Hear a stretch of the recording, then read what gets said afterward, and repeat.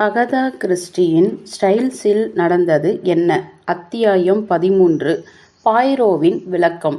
Poirot, படு மோசமானவன்டா நீ என்றேன் நான். உன்னை ஒரு அடியா அடிச்சு வீழ்த்திட்டா என்னான்னு கூட எனக்கு வெறியா இருக்கு. இந்த அளவுக்கு நீ என்னை ஏமாற்றி இருப்பதற்கு என்னதான் அர்த்தம்? நாங்கள் ஸ்டைல்ஸில் மாளிகையில் நூலகத்தில் அமர்ந்திருந்தோம். உடலாலும் மூளையாலும் கடும் வேலைகளை கறந்த பல நாட்கள் எங்களது வெற்றிக்கு பின்னால் இருக்கின்றன. ஜானும் மேரியும் மறுபடியும் இணைந்து விட்டார்கள். ஆல்ஃபிரட்டும் எவ்லின் ஓவார்ட்டும் காவலில் வைக்கப்பட்டு விட்டனர். இப்பொழுது பாய்ரோ அவனுடைய ஆத்ம நண்பனான எனக்காக மட்டும் எதிரே அமர்ந்திருக்கிறான். என்னுள் இன்னும் கனன்று கொண்டிருக்கும் வழக்கு குறித்த பல ஆர்வத்தை கிளறும் சந்தேகங்கள் இப்பொழுதுதான் தாராளமாக தீர்த்து கொள்ளலாம். நான் மேற்கூறிய வார்த்தைகளுக்கு இன்னும் பாய்ரோ எனக்கு விளக்கம் தரவில்லை. ஆனால் கடைசியில் சொன்னான். உன்னை நான் ஏமாற்றவில்லை உயிர் நண்பா, நீயே உன்னை ஏமாற்றிக் கொள்ளதான் பல வழிகள் செய்து தந்தேன். ஆமாம், அதுதான் ஏன் இதை விளக்குவது கொஞ்சம் கஷ்டமாச்சே. நீ இயற்கையிலே மிக மிக உண்மையானவனா எனக்கு இருந்தாலும் உன்னுடைய முகபாவம் அதே அளவுக்கு மிகவும் வெளிப்படையானதுடா. அதாவது உன்னுடைய உணர்வுகளை கட்டுப்படுத்தி உள்ளேயே வைப்பது உன்னால முடியாத ஒன்று. என் யூகங்களை உன்னிடம் சொல்லியிருந்தேன் வச்சுக்கோ, அடுத்த முறை அந்த மகா புத்திசாலியான ஆல்ஃபிரட்டை நீ சந்திக்கும்போது முதலா உன்முகம் அத்தனையும் கொட்டியிருக்கும். அந்த பூனை எலியை முகர்ந்திருக்கும். அப்புறம் என்ன, அவரை பிடிக்கும் வாய்ப்புகளே இல்லாமல் போயிருக்கும். கிடையாது, நீ நினைக்கிறதை விட பல மடங்கு சாமர்த்தியம் எனக்கு இருக்குன்னு நினைக்கிறேன்.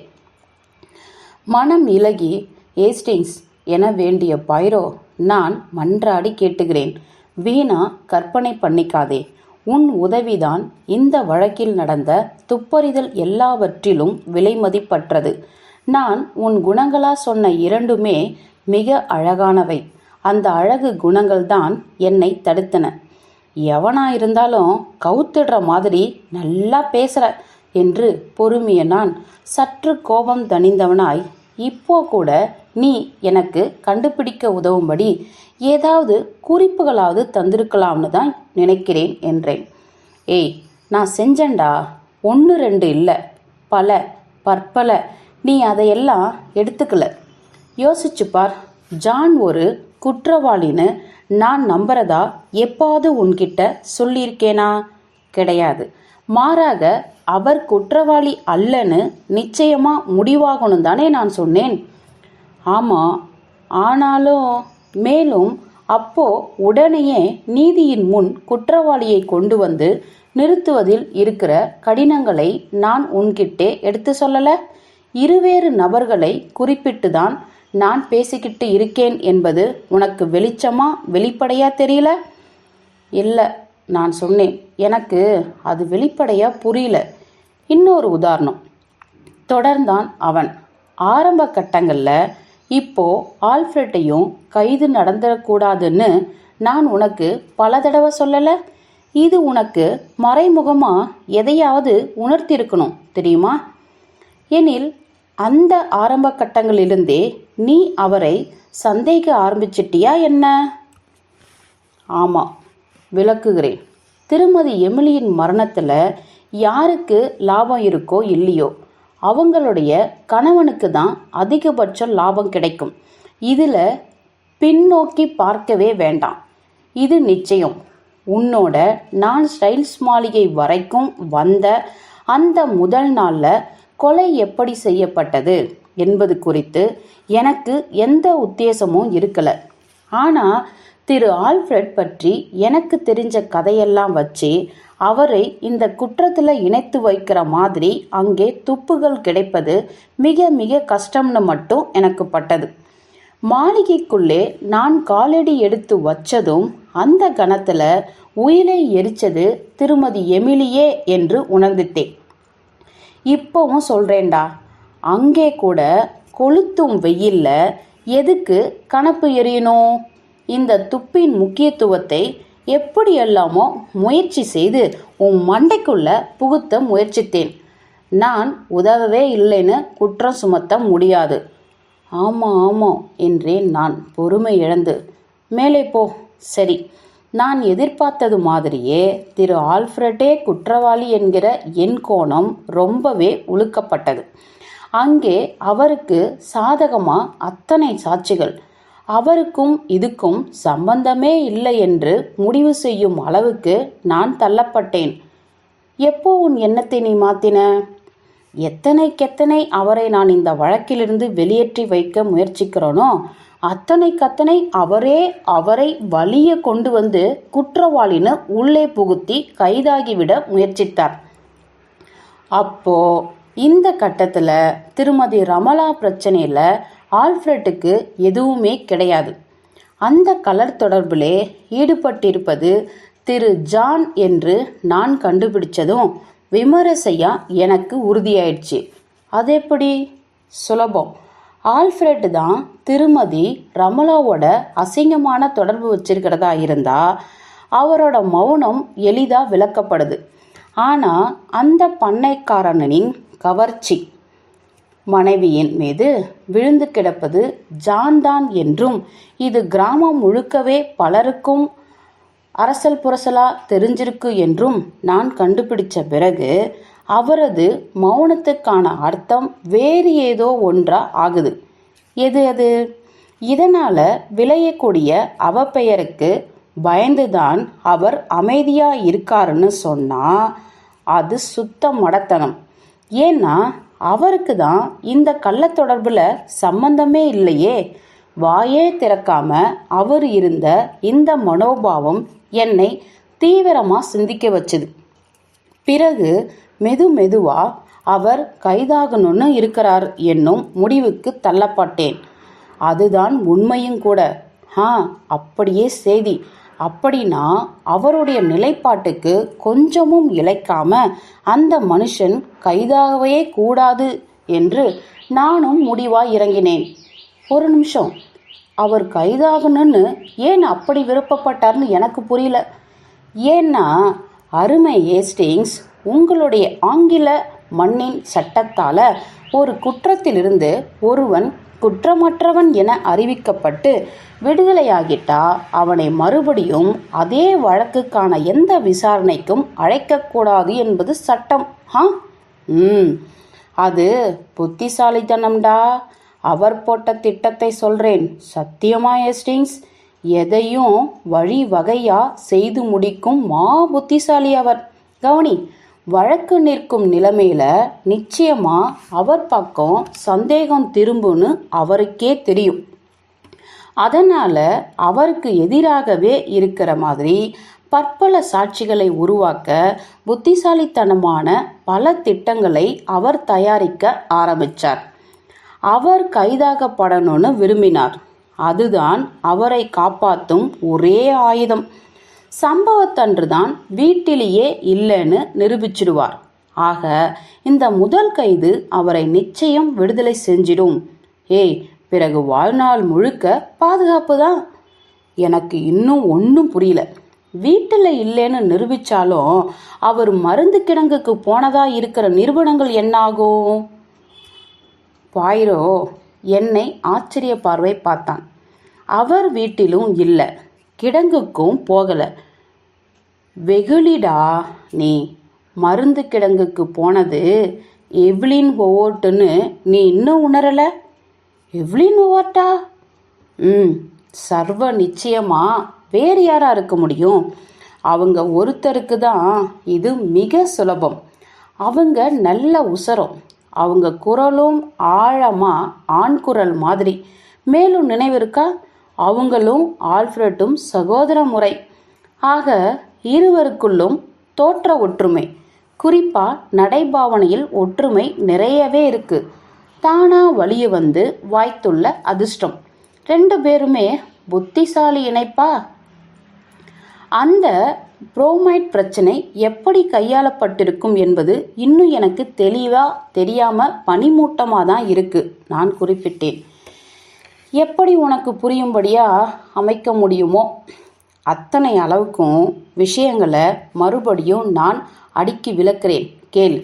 எவ்லின் ஓவார்ட் தான் இந்த குரூர இயக்கத்தின் முதுகெலும்பு அப்படின்னு நான் நினைக்கிறேன். இது துவக்கம். அவங்களுடைய அப்பா ஒரு டாக்டர்னு அவங்க ஒரு முறை சொல்லியிருக்காங்க, நினைவிருக்கா? தனது தகப்பனாருக்கு துணையா வேதிப்பொருட்களை கலந்து மருந்து கலவைகளை தயாரிப்பதில் இவங்க உதவியிருக்கலாம். அல்லது இந்த மாபெரும் திட்டத்தை செல்வி சிந்தியா பரீட்சைக்கு படிக்க வைத்திருக்கும் பல புத்தகங்கள் ஏதாவது ஒன்றிலிருந்து அவங்க பிடுங்கியிருக்கலாம். எப்படியோ புரோமைட் துகள்களை ஸ்ட்ரிச்னைன் அடங்கிய கரைசலில் சேர்க்கும்போது அது ஸ்ட்ரிச்னைனை அப்படியே ஒரு கரையா பொருளா அடியில் தங்கி வச்சிடும் என்பது இவங்களுக்கு தெரிஞ்சிருக்கு. இந்த நாணம் எதிர்பாராம திடுதிப்புன்னு தான் அவங்களுக்கு உதவி இருக்கணும். திருமதி எமிலி கிட்டே புரோமைட் அடங்கிய மருந்து பெட்டி ஒன்று இருந்திருக்கு.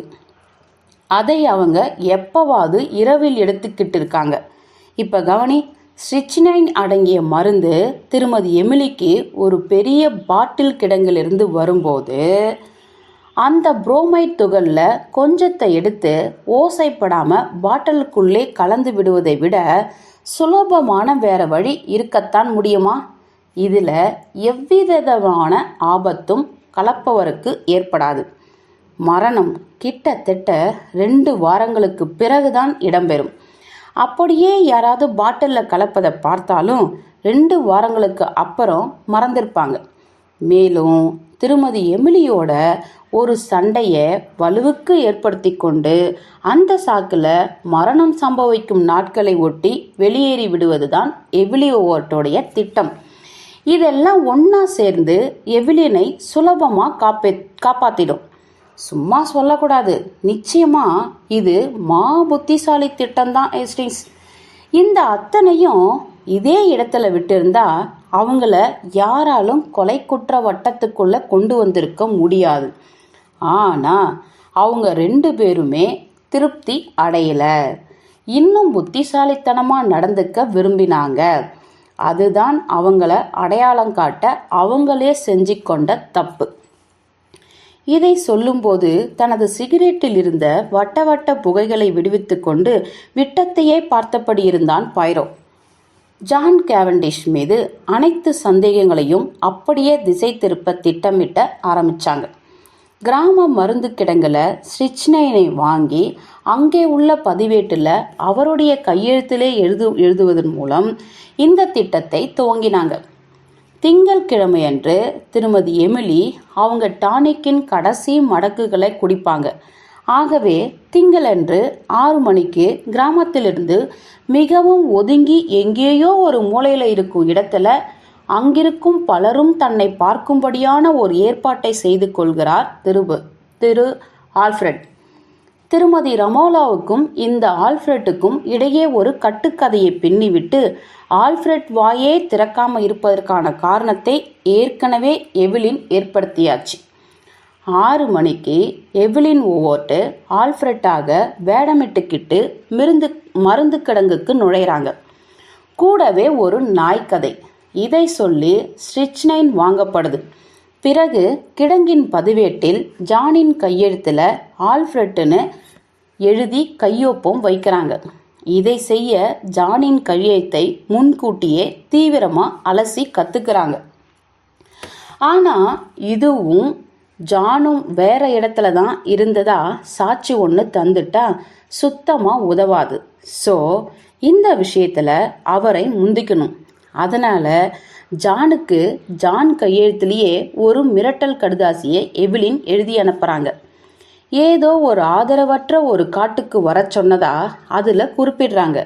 அப்போதானே ஜான் அங்கே இருந்தார் என்பதற்கு ஒரே ஒரு நபர் கூட சாட்சி சொல்ல முடியாது.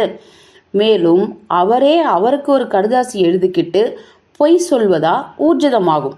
இதுவரைக்கும் அவங்க திட்டப்படி எல்லாமும் அழகாக போகுது. ஒவ்வொருட்டை சண்டை பிடிச்சிக்கிட்டு கிளம்பிடுறாங்க. ஆல்ஃபிரட்டு பிறகு ஸ்டைல்ஸுக்கு திரும்புகிறார். ஆல்ஃபிரட்டை எதுவுமே காட்டி கொடுக்காது. அந்த ஸ்ட்ரிச்னைன் பாட்டில் அதுவும் இப்போதைக்கு ஹோவர்ட் கையில் தான் இருக்குது. பிறகு ஜான் மேலே ஒரு குருட்டு சந்தேகத்தை உண்டு பண்ண. ஆனால் இப்போ ஒரு தடுமாற்றம் ஏற்படுது. திருமதி எமிலி அவங்களுடைய கடைசி மடக்குகள் மருந்தை அன்றைக்கு இரவு எடுத்துக்கல. அலார மணி ஒயரை அறுத்தது. திருமதி எமிலி மூலமாகவே சிந்தியாவை அன்றிரவு வெளியே இருக்குமாறு ஏற்பாடு செஞ்சது. எல்லாமும் வீணா போகுது. இப்போதான் உட்கார்ந்து அந்த சீட்டை எழுதுறார் ஆல்ஃபிரட். திருமதி எமிலி வீட்டில் இல்லை. திட்டம் நிறைவேறும் இரவு என்ன நடந்துகிட்டு இருக்கோ என்னும் படபடப்பில் தன்னுடைய கூட்டாளி இருப்பாளே என்னும் பயத்தில் அந்த சீட்டை எழுதுறார். அந்த சமயத்தில் திரும்ப வேண்டிய நேரத்துக்கு முன்னாடியே திருமதி எமிலி மாளிகைக்கு திரும்பியிருக்க வேண்டும். திடுக்கிடல். பாதி எழுதும்போது மாட்டிக்க கூடாது. பரபரப்பா இயங்கி தன்னுடைய மேஜையில் அந்த காகிதத்தை திணிச்சு பூட்டிடுறாரு. அங்கேயே அவர் இருந்திருக்கலாம். ஆனால் படபடப்பில் அந்த காகித துண்டை எடுக்க அவர் முயற்சிக்கலாம். எடுத்து அதனை மறைக்கிறதுக்குள்ள அதை எமிலியும் பார்க்க நேரிடாம். எதுக்கு வம்பு, இருந்தாதானே இத்தனை குழப்பம் என்று கிளம்பி மரங்களுக்கு இடையே ஒரு சிறு நடை நடக்கப் போயிடுறார். அப்போ கூட ஒருவேளை எமிலி மேஜையின் தட்டை திறந்துடுவாளோ, பாதி எழுதின சமாச்சாரத்தை பார்த்துடுவாளோ அப்படின்னு தான் அவர் பயந்திருக்கிறார். அவர் பயந்தது தான் நடந்திருக்கு. திருமதி எமிலி அதை படிக்கிறாங்க. தனது கணவன் மற்றும் எவெலினின் நயவஞ்சிக நடத்தை அவங்களுக்கு தெரிய வந்தது. இருந்தாலும் துரதிர்ஷ்டவசமாக புரோமைட் பவுடர்கள் பற்றிய வார்த்தைகள் அவருடைய மூளைக்கு எவ்விதமான முன்னெச்சரிக்கையும் கொடுக்கல. அவங்க மாபெரும் ஆபத்தின் நடுவில் இருப்பது அவங்களுக்கு தெரியுது. ஆனால் அந்த ஆபத்து எந்த ரூபத்தில் பதுங்கியிருக்குன்னு பாவம் அவங்களால உணர முடியல. இனி தனது கணவனிடம் ஒன்றும் வச்சுக்க கூடாதுன்னு முடிவு பண்ணுறாங்க. அதனால் மறுநாள் காலையில் தவறாமல் வந்து தன்னை பார்க்கும்படி தன்னுடைய வக்கீலுக்கு ஒரு குறிப்பு எழுதுகிறாங்க. மேலும் அப்போதான் அவங்க மாற்றி செஞ்சிருந்த புது உயிலை அழிச்சிடவும் முடிவு செய்கிறாங்க. இந்த கலவரத்துலேயும் மேஜையிலிருந்து எடுத்த அந்த கடுதாசியை தன்னிடமே வச்சுக்கிறாங்க. அப்போது அந்த கடுதாசியை கண்டெடுக்க தான் திருமதி எமிலியுடைய பிரத்யேக கைப்பெட்டியின் தாழ்பாலை ஆல்ஃபிரட் உடைச்சிருக்காரா? ஆமாம். இதை பண்ணுறதுல இருக்கிற கடும் ஆபத்தையும் மீறி அவர் இயங்கியிருப்பதிலிருந்து அந்த துண்டு கடிதம் எத்தனை முக்கியமானதுன்னு நமக்கு தெரியணும். அந்த துண்டு சீட்டை மட்டும் இல்லாமல் பண்ணிட்டா அவரை குற்றத்துடன் இணைக்க எதுவுமே கிடையாது. இதுதான் அந்த கடைசி இணைப்பு. இங்கே மறுபடியும் எனக்கு ஒரு நெருடல். அந்த கையில் கிடைச்ச மறுநொடியே ஏன் அவர் அதை ஒழிச்சிருக்க கூடாது? எல்லா தவறையும் விட மாபெரும் தவறான ஒன்றினை செய்ய அவர் துணியல. அதாவது அந்த கடிதத்தை அவரே வைத்துக்கொள்வது. புரியவே இல்லை. அவர் கோணத்தில் இருந்து விஷயத்தை பாடுறா புரியும். அதை கையகப்படுத்த அவருக்கு 5 நிமிடங்கள் அவகாசம் இருந்ததுன்னு நான் கண்டுபிடிச்சேன். நாம் அந்த கொலைக்கலனுக்குள் வந்ததிலிருந்து 5 நிமிடங்கள். இதுக்கு முன்னால் தான் ஆணி படிக்கட்டுகள் மற்றும் தரையை மெழுகி சுத்தம் செய்துக்கிட்டு இருக்கா. அதனால் வலப்புற பகுதிக்கு யார் போயிருந்தாலும் அவ நிச்சயமாக கவனிச்சிருப்பா. காட்சியை நீயே கண் முன்னாடி கொண்டு வந்து பார். இன்னொரு கதவின் சாவியை பயன்படுத்தி கதவை திறந்து அறைக்குள்ள அவர் நுழையிறார். எல்லா கதவு சாவிகளும் ஒரே மாதிரியே தான் இருக்கு. பிரத்யேக கைப்பெட்டியை தேடிக்கிட்டு ஓடுறார். அது பூட்டிருக்கு. அதன் சாவியும் எங்கும் தென்படல. உள்ளே அவர் அனுபவிச்சது பெரும் மனக்கலவரம். தேடவும் இயலாது. அவர் உள்ளே இருக்கும் விஷயத்தை ரொம்ப நேரம் மறைச்சி வைக்கவும் முடியாதே. ஆனாலும் என்ன எதிர்ப்பு வந்தாலும் சந்திச்சே தீரணும்னு அவர் மனசு உந்தி தள்ளுது. எல்லாம் அந்த துண்டு சீட்டு தரவல்ல சாட்சிக்காக. வேகமா ஒரு சிறு பேனா கத்தியால அந்த பெட்டியின் பூட்டை நெம்புறார். உள்ளே இருக்கிறதையெல்லாம் அவர் தேடுறது கிடைக்கிற வரைக்கும் கலைக்கிறார். ஆனா இப்போ ஒரு புது குழப்பம் எழுது. அந்த தாளை அவரிடமே மறைத்து வைத்து கொள்ளக்கூடாது. அவர் அறையை விட்டு வெளியே போவதை யாராவது பார்க்கக்கூடும். அவர்கிட்டே ஏதாவது இருக்கான்னு தேடப்படும். அந்த தாள் அவர்கிட்டே கண்டுபிடிக்கப்பட்டுச்சு, கிழிஞ்சது. அந்த நிமிடத்தில் திரு வேல்ஸும் திரு ஜானும் எமிலியின் பிரத்யேக அறையை விட்டு வெளியேறும் ஓசையை இவர் கேட்டிருக்கலாம். உடனடியாக ஆல்ஃப்ரெட்டு இயங்கியிருக்கணும். அந்த மகா அபாயத்துண்டு காகிதத்தை அவர் எங்கே போட்டு ஓடுவார்? குப்பை கூடையில் இருந்தவை கூட பரிசோதனைக்கு கொண்டு போகப்பட்டிருக்கும். அதில் மேலே இதை போட்டாலும் அதுகளும் பரிசோதனைக்கு உட்படுத்தப்படும். அதை பாழாக்கி ஒழிக்க ஒரு வழியும் இல்லை. அவர் தன்கிட்டையும் அதை வச்சிக்கவே முடியாது. சுற்றுமுற்றும் பார்க்கிறார். அப்போ அவர் பார்க்கிறார். எதைன்னு நீ நினைக்கிற ஹேஸ்டிங்ஸ்? நான் மறுத்தேன், தலையசைத்தேன்.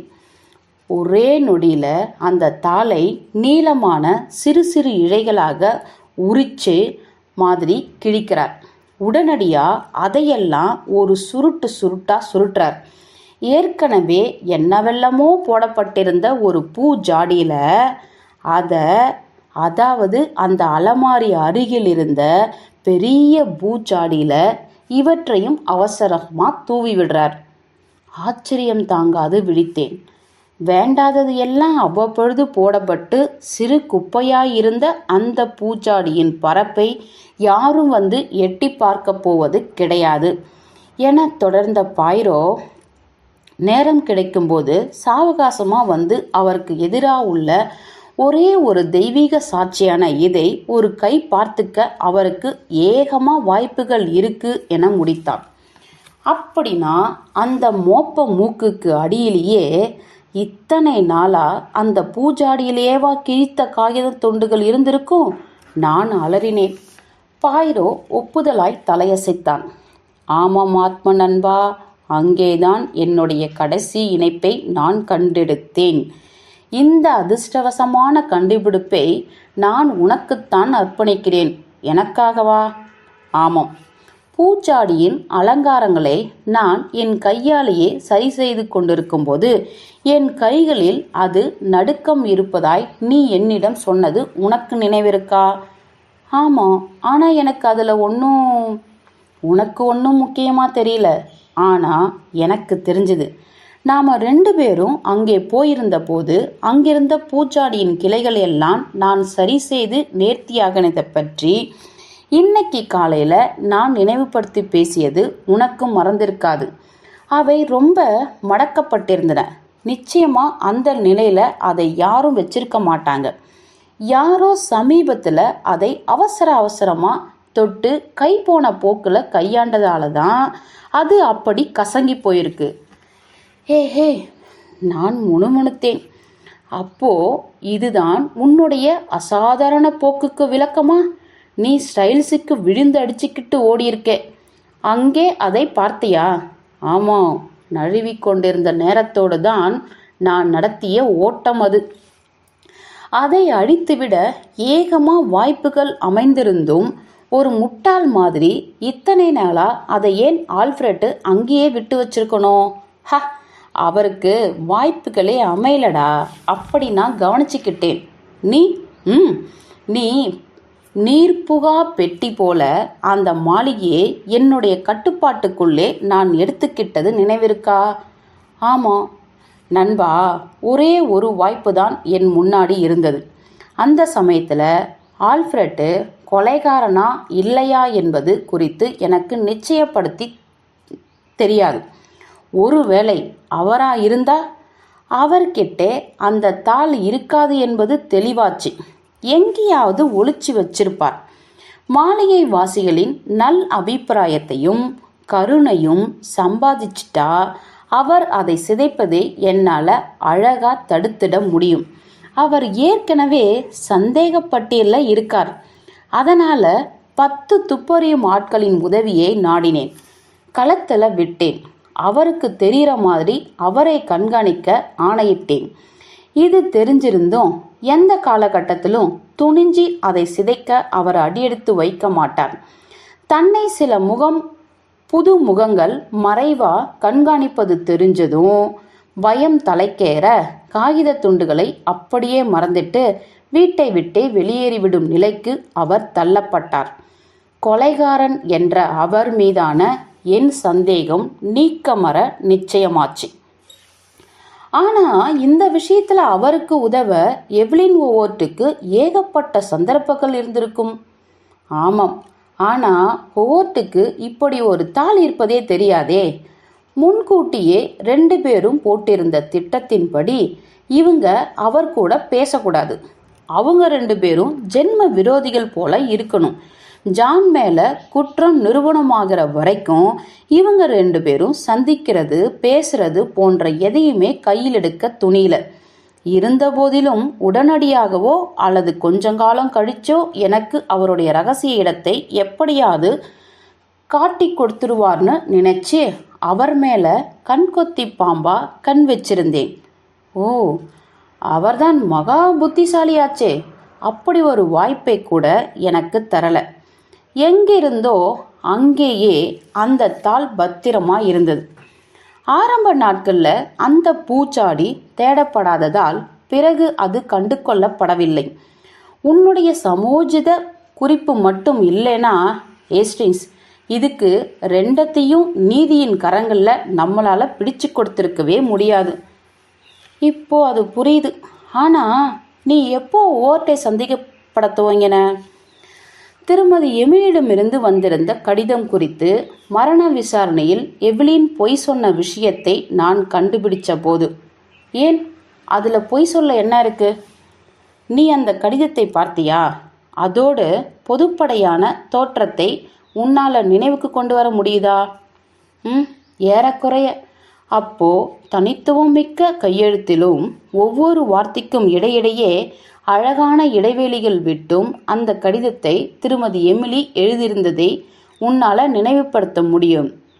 ஆனால் கடிதத்தின் உச்சியில் எழுதப்பட்டிருந்த ஜூலை 17 என்னும் தேதி மட்டும் இந்த அமைப்பில் சேராமல் தனித்து தொக்கி நிற்பதை காணலாம்.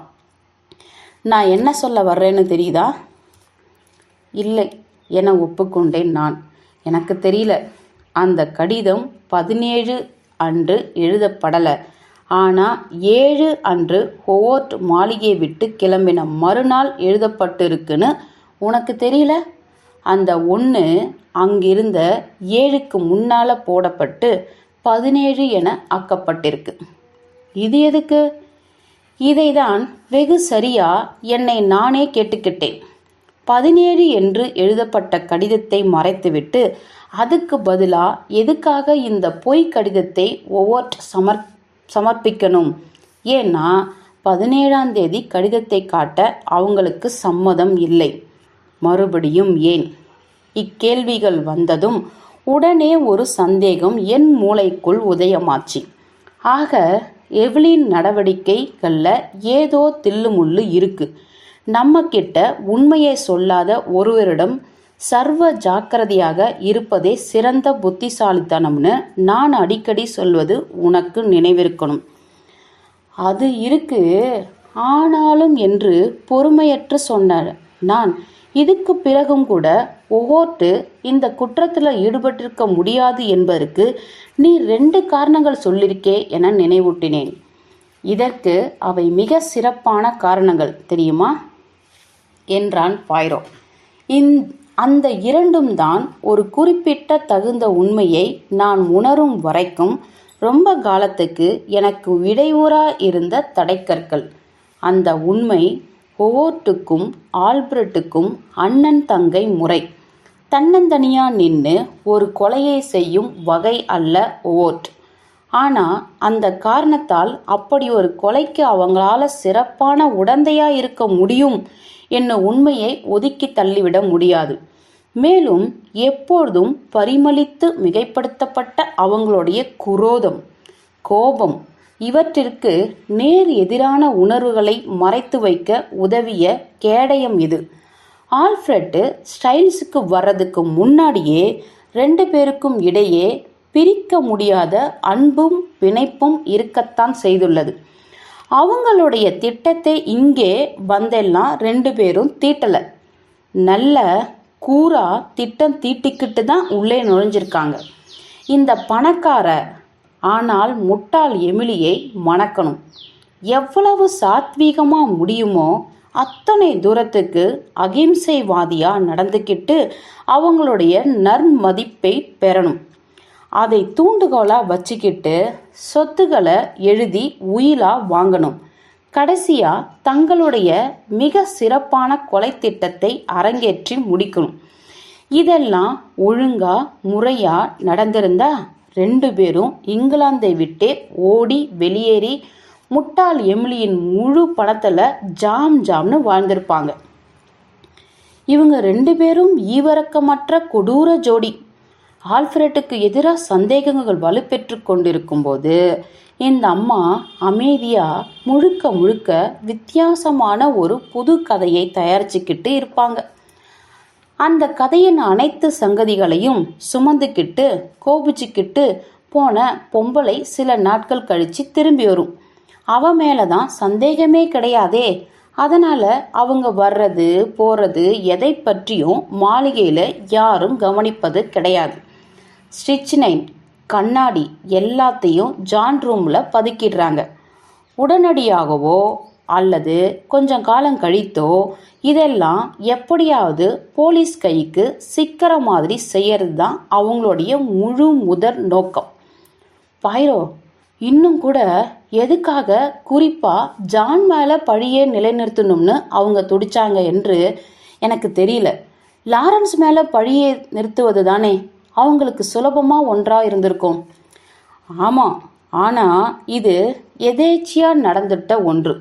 ஜானுக்கு எதிராக விளைந்த அத்தனை சாட்சிகளும் தானாக எழுந்தவை. துர்திஷ்டசாலி.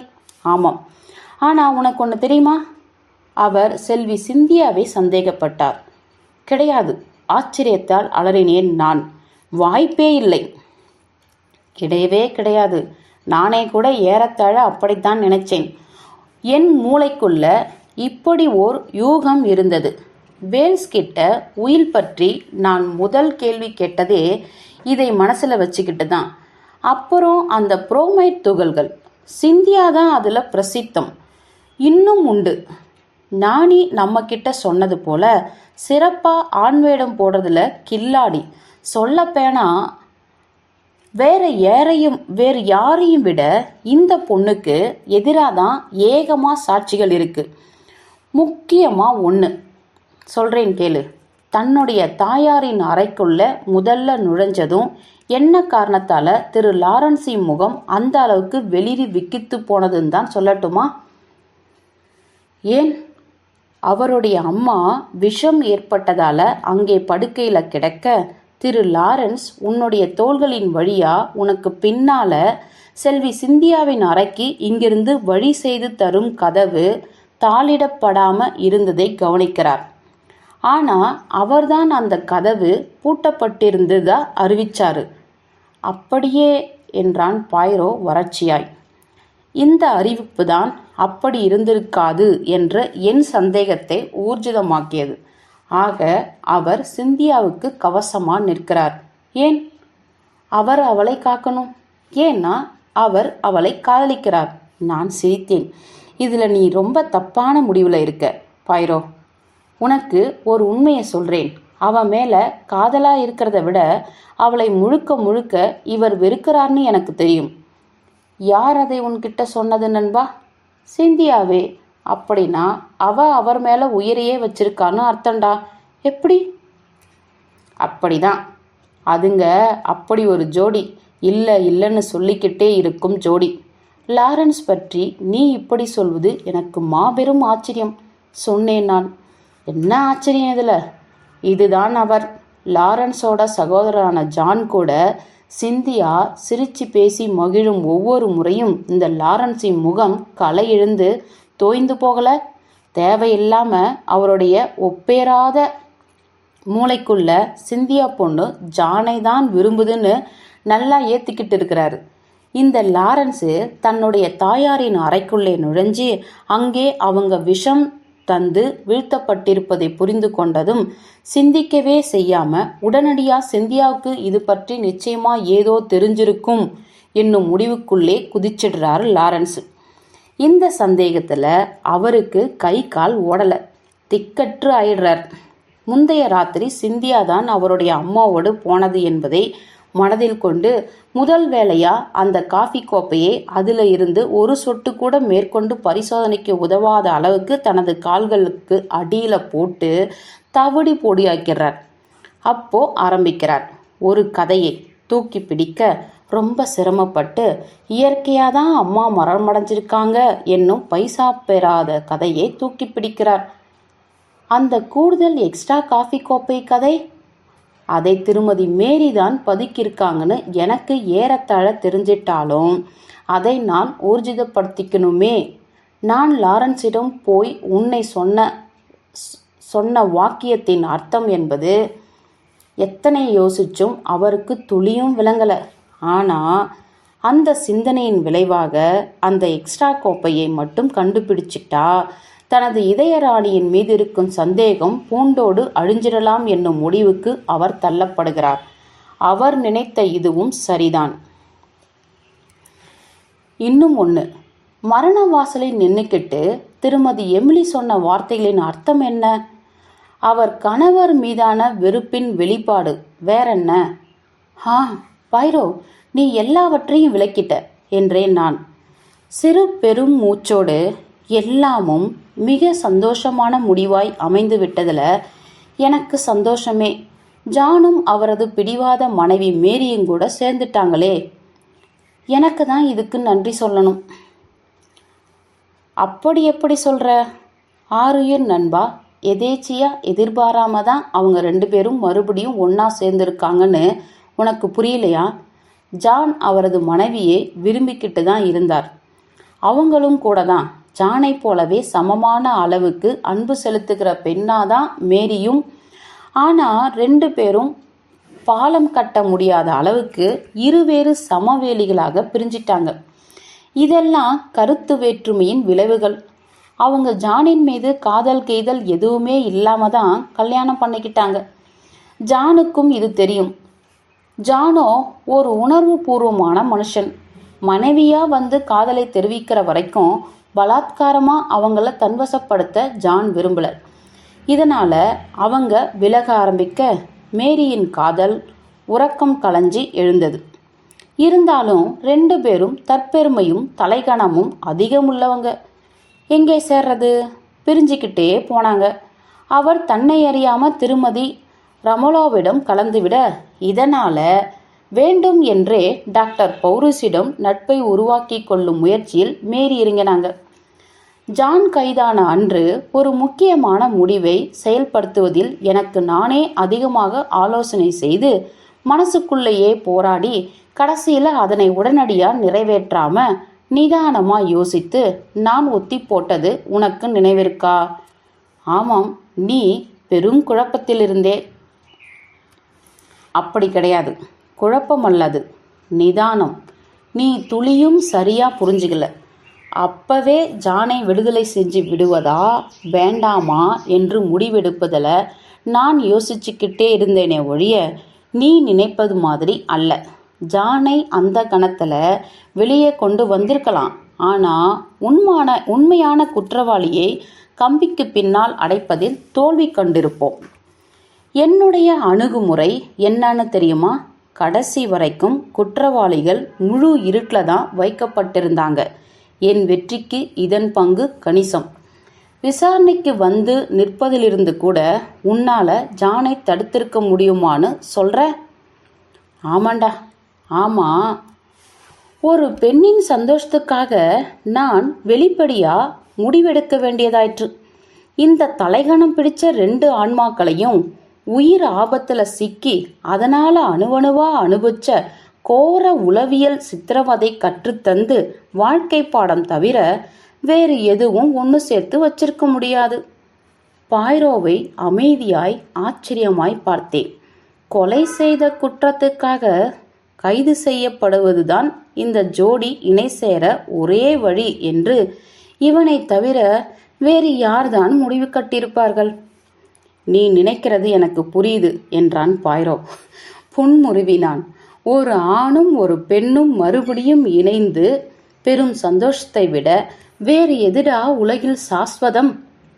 பாய்ரோவின் இந்த வார்த்தைகள் சமீபத்தில் நடந்த சில நிகழ்வுகளுக்கு என்னை மீண்டும் இழுத்துச் சென்றன. வெளிரி போய் உடல் பலம் அனைத்தும் அற்ற நிலையில் அமர்ந்திருந்தார் மேரி. கீழே அழைப்பு மணி ஒலித்தது. படபடத்தார்.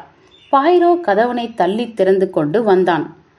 பயக்கலவரமாயிருந்த மேரியின் கண்களை சந்திக்கும் அவன், மேடம் என அழைத்தான் கனிவாய்.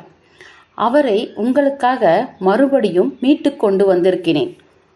ஒதுங்கிவிட்டான்.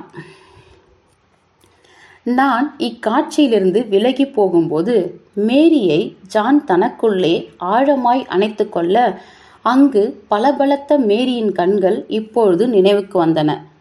நீ சரியா சொன்ன பாய்ரோ என்றேன் நான். ஆமாம், அதுதான் சாஸ்வதம். திடுமென்று திறந்திருந்த வாசல் கதவு தட்டப்பட்டு சிந்தியா உள்ளே நுழைந்தாள். நான் தான். வா, குதித்தெழுந்து சொன்னேன் நான். நான் ஒரு விஷயம் சொல்ல வந்தேன். அப்படியா? சிந்தியா தன் கை விரல்களை மடக்கி திருகி கொஞ்ச நேரம் தயங்கிவிட்டு பிறகு மிக பூரித்தவளாய், நீங்க 2 பேரும் என் உயிர் என்றாள். என் கன்னத்தில் முதலிலும் பின் பாய்ரோவின் கன்னத்திலும் முத்தங்களை பதித்தாள். அறையை விட்டு ஓடிவிட்டாள். இதுக்கு என்ன அர்த்தம்? அலறினேன் நான். சிந்தியாவால் முத்தம் அடைவது சுகம்தான். ஆனால் உடனேயே அவள் இப்படி ஓடிவிட்டது குழப்பியது. இதுக்கு அவள் நினைத்த அளவுக்கு திரு லாரன்ஸ் அவளை வெறுக்கலை என்பதை கண்டுபிடிச்சிட்டார்னு அர்த்தம். பாய்ரோ பதிலளித்தான். அப்படியா? இதோ அவரே. லாரன்ஸ் இப்போது கதவருகில் நிழலாடினான்.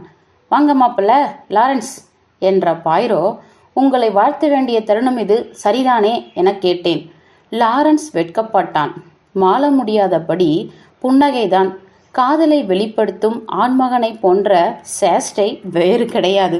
இப்பொழுது சிந்தியா பூரித்து தெரிந்தாள். அவர்கள் அகன்றதும் நான் பெருமூச்சு விட்டேன். எதுகடா இத்தனை காத்து? ஒண்ணுமில்ல, நான் முகம் வாடி வருத்தமா சொன்னேன். அவங்க 2 பேருமே கவர்ந்து இழுக்கக்கூடிய பெண்கள் என்றேன். அந்த 2 பேருமே உனக்கு இல்லை என்று முடித்தான் பாய்ரோ. விட்ரா, மனசு ஆத்திக்கோ. 2 பேருக்கும் அடுத்த வழக்கு வராமலா போகும்? அப்போ உன் கூட நானும் தீவிரமா வேட்டையில முடிந்தது.